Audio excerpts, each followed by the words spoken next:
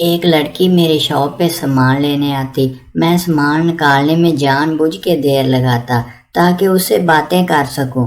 وہ ایک خوبصورت لڑکی تھی، سادگی میں بھی غضب کی لگتی اور بالکل دھیمی آواز میں باتیں کرتی، اور میں اسے بنا ظاہر کیے دیکھتا رہتا۔ میری کوشش ہوتی اسے ہر ممکن طریقے سے کسی بھی طرح روک کے رکھنے کی۔ تقریباً 3 سال ہو گئے تھے انہیں میری شاپ کے نزدیک ایک گھر میں شفٹ ہوئے۔ اسے شعر و شاعری کا بہت شوق تھا اور مجھے شعر و شاعری زہر لگتی۔ اچھا خاصا نارمل انسان سیڈ یا رومانٹک ہو جاتا۔ اس کا نام آسماں تھا۔ میں صبح جلدی کام پہ صرف اس لیے آ جاتا تاکہ اسے دیکھ سکوں۔ وہ جب کالج کے لیے نکلتی تھی تو صبح اس پہ نظر پڑنے سے دل میں خوشگوار احساس ملتا اور سارا دن موڈ بھی اچھا رہتا۔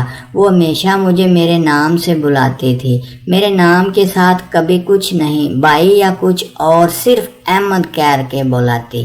میں اکثر کوئی سامان اپنے پاس بقایا رکھ لیتا اور کہتا میں گھر پہنچا دوں گا، بس اسے دیکھنے کے بہانے تھے سب۔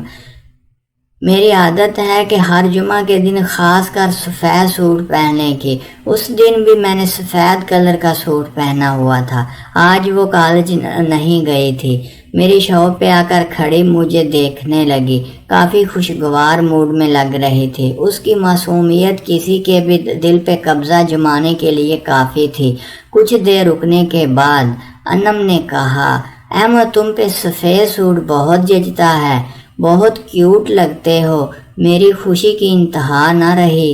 میں نے خود کو سلمان خان سمجھتے ہوئے کہا، مجھ پہ کالا سوٹ بھی جچتا ہے اگر تم خرید کے دو۔ بس اتنا کہنا ہی تھا کہ پھر چراغوں میں روشنی نہ رہی۔